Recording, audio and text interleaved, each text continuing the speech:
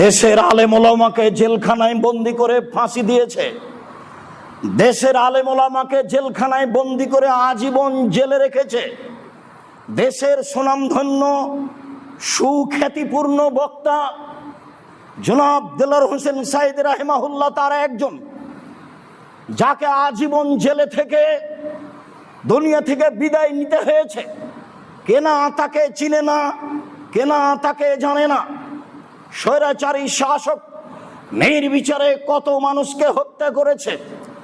এই দেশের নিরীহ নিরপরাধ ভবিষ্যতে জাতীয় সম্পদ শত শত শিক্ষিত ছেলেকে হত্যা করেছে।